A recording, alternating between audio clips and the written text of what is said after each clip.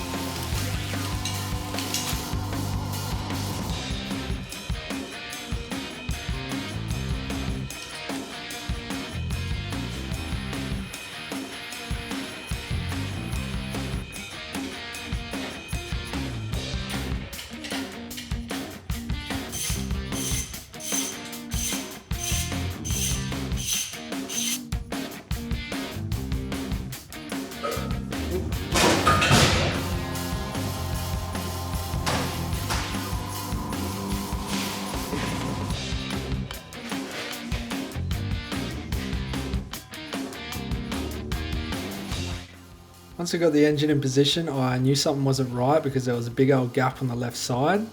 If you're new to this series, I bought an 80 series off a guy that had planned to swap an LS into it. So I've got heaps of random bits and pieces from him, and I've also gone out and bought heaps of stuff for myself. So these silver mounts are from Mark's Adapters. They are an LS into 80 series conversion, and I also have the McKinnon's Cruisers LS into 80 series with a 40 series cab adapters. So once I got them bolted in and facing the right way, everything was all sweet.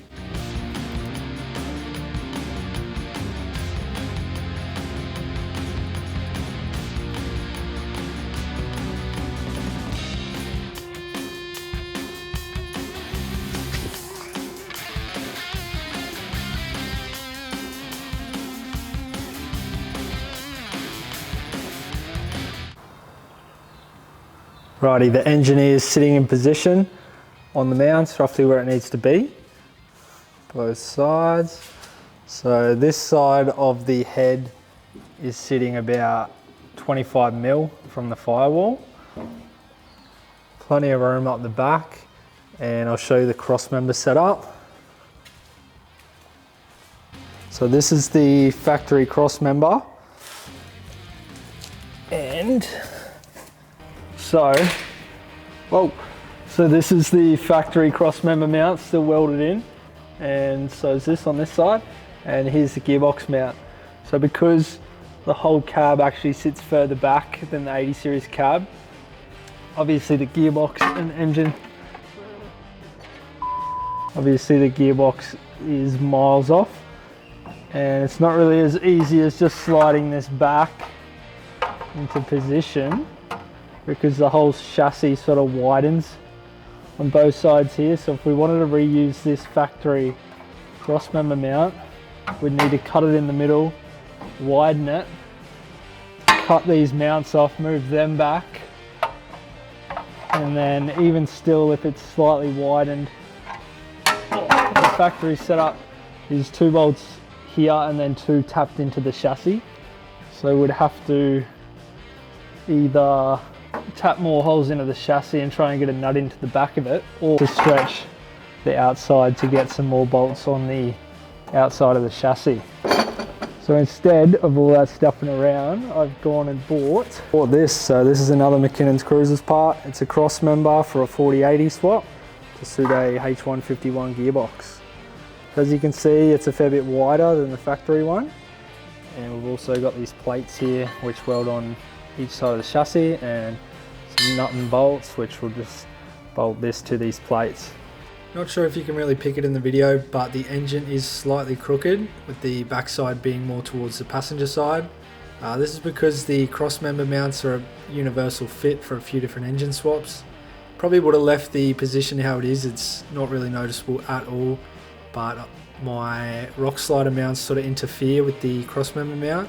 So what I ended up doing is drilling the holes slightly forward and across, just so the engine's nice and straight.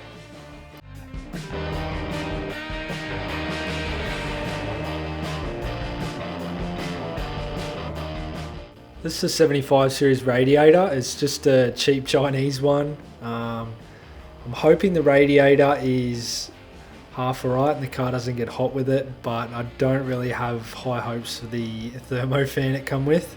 But I can always upgrade that down the track, and we'll see if the poor man pays twice or not.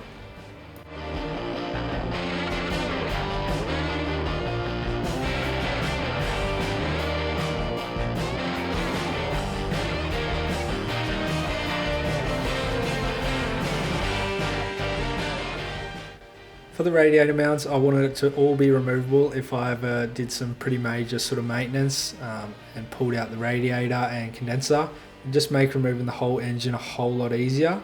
So I went with a bar that runs across to both guards, and unfortunately I didn't have any dies for my proper tube bender, and I didn't even have the correct die for this little press style bender, but we got there in the end.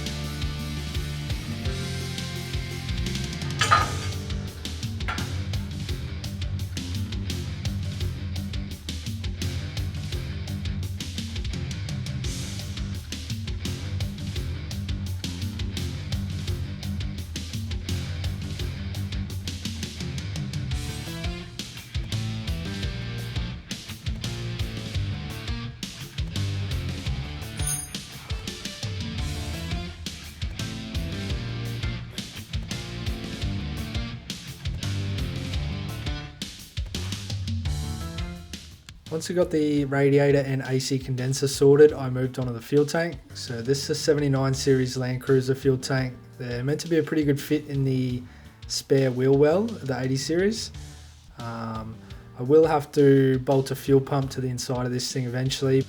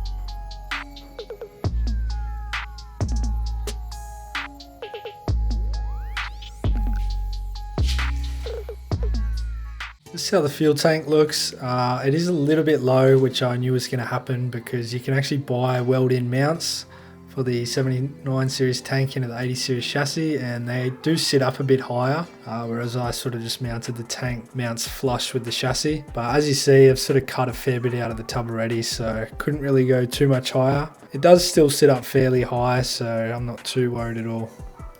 Onto the steering next. So I've got all these goodies laid out here. Got a 80 series collapsible shaft, a 40 series drive shaft, and here I've got a steering shaft that's been shortened and resplined. It's another McKinnon's Cruisers part.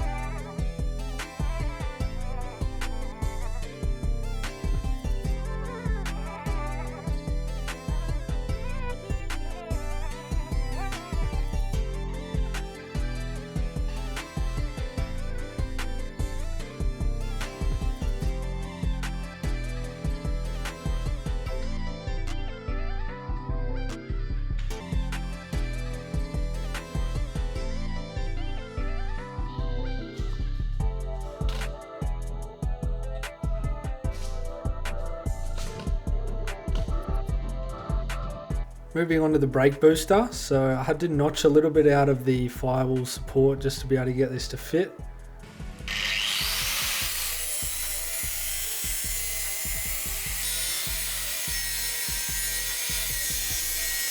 The brake booster was hitting the bonnet as well, so I drilled a few holes a little bit lower to get some clearance. But looking back, I've done a bit of research and apparently you can flip the brake booster upside down and get a bit of clearance that way. But either way, I also made up a spacer to space off these bolts and like the firewall bead roll pattern.